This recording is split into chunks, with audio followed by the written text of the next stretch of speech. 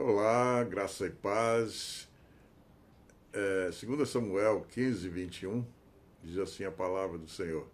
Tão certo como vive o Senhor e como vive o Rei, eu juro que não importa o que aconteça, irei aonde for o meu Senhor, o Rei, seja para viver ou para morrer.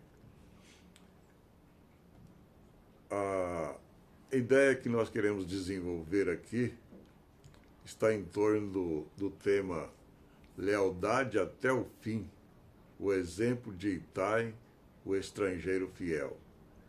Mas a gente poderia mudar esse tema para um outro tema que seria a respeito do tamanho da fé.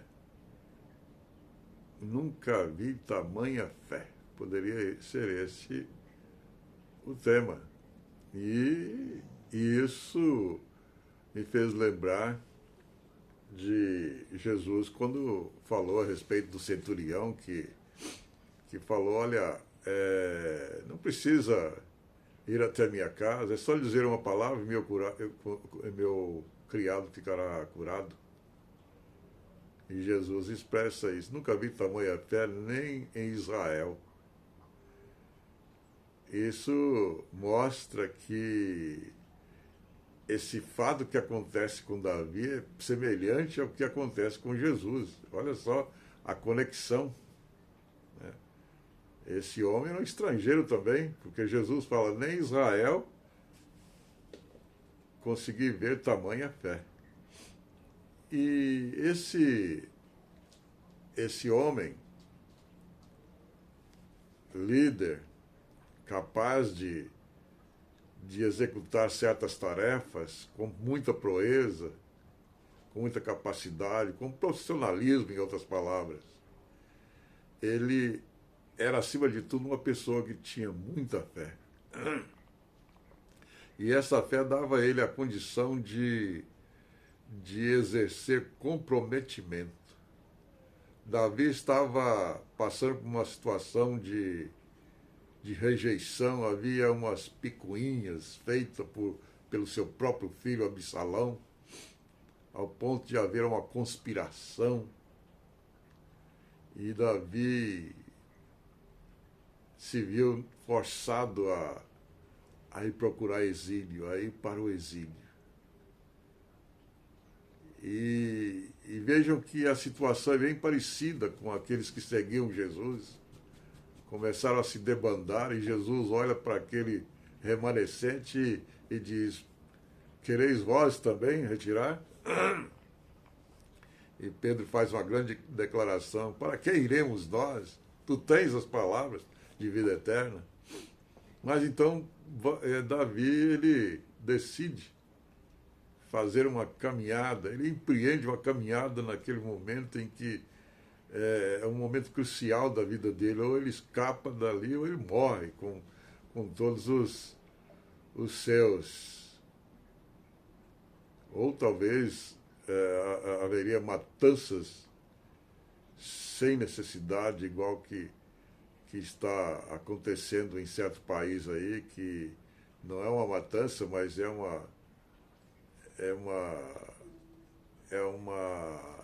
chantagem, é uma situação tão contrária que muitas vidas estão sendo solapadas, sendo prejudicadas, né? E Davi não queria ser reconhecido como alguém que um dia causou tão grande dor a tantos. Veja a sabedoria que ele tinha de poder pensar nos outros, pensar no próximo. Ele era alguém comprometido com o mandamento, amarás o teu próximo como a ti mesmo. E aí, pensando no próximo, ele empreende uma grande maneira de não causar mais dor. Mas aí o Itai, esse estrangeiro, esse guerreiro, esse líder que tinha já acompanhado tanto o jeito de Davi, sabia como ele era um homem de Deus e comprometido com um Deus que faz acontecer o impossível. Ele, sabedor daquilo que poderia acontecer, ele toma a decisão de, não, eu vou com você. Mas o fato é que Davi, então, foi uma pessoa, naquele momento, houve uma onda de rejeição, uma crise terrível, e muitos se deixaram levar, né? Igual o que a gente viu há um tempo atrás, e a gente vê ainda pessoas tão aficionadas por uma determinada figura do meio político que acabam não estando nem aí com o próximo, né? Ofende o próximo, machuca o próximo. Tá nem aí se o próximo foi machucado, foi ofendido. E como é que fica a oração do Pai Nosso nessa situação, né? E depois, com muita cara de pau, vão recitar essa oração, né? A oração do Pai Nosso. O cenário era tenso. Davi, o rei ungido por Deus, estava sendo forçado a fugir de Jerusalém, traído por seu próprio filho Absalão. Abandonado por muitos de seus aliados, ele seguia para o exílio com dor e vergonha. Mas naquele exato momento de tanta dor e vergonha, uma palavra pairava sobre a sua mente. Alguém disse, olha, eu estou com você. Não existe coisa mais refrigerante ou não existe um refrigério maior que isso. Lembrar que tem alguém comigo, além de Deus. Nesse momento tão sombrio, surge uma figura improvável, Itai, o Gitita. Foi falado assim de Eli também, né? O Gatita. Aqui é o Gitita, um estrangeiro recém-chegado que surpreende a todos com uma declaração de fidelidade radical. Enquanto outros se afastavam de Davi, Itai se aproxima. Estou com você. Um juramento cheio de vida. É interessante, né, que a gente vê a palavra de Deus dizer, não jureis nem pelo céu, nem pela terra, mas que o vosso falar seja o sim e o não. Mateus 5:37, se não me engano, fala sobre essa palavra. Sua palavra deve ser sim, sim e não, não. Mas então ele surge assim com esse comprometimento. Ele faz um juramento, tão certo como vive o Senhor e como vive o Rei, eu irei contigo para viver ou para morrer. É interessante, né? Essa reação desse homem, ela carrega termos fortes no original hebraico, segundo Strong, um teólogo famoso em nosso meio, né? Ele disse, Senhor tem relação com Yahvé, o Deus eterno que vive e reina para sempre. A palavra viver ou vivo, ela é transliterada para uma outra palavra chamada rei ou rai, com H. Mais do que estar com vida é reconhecer a realidade do Deus ativo e presente. Deus ativo e presente. Viver ou morrer, eu estou contigo na vida ou na morte.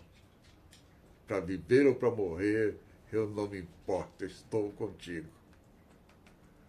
Morrer, segundo Strong, much, se não me engano, essa palavra ela foi traduzida do grego para o inglês, e much, né?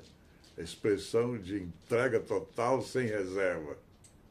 Eu acredito que aí está uma designação de uma palavra que dá para você a ideia de um comprometimento muito sério, de uma aliança que façamos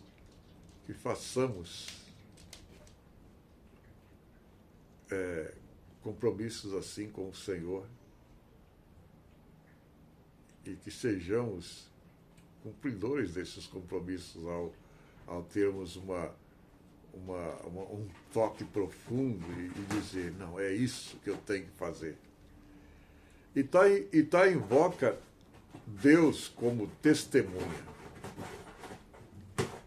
Tão certo como vive o Senhor, tão certo como vive o Senhor.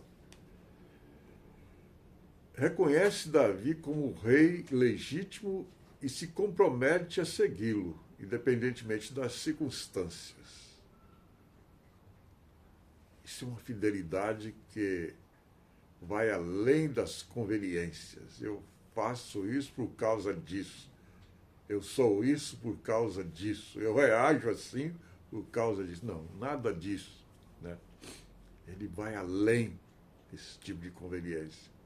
O mais impressionante é que Itai não tinha a obrigação de seguir Davi. Ele não era israelita, ele era um estrangeiro, mas ele enxergou algo que muitos do povo não viram, o chamado de Deus sobre a vida do rei. O chamado do rei.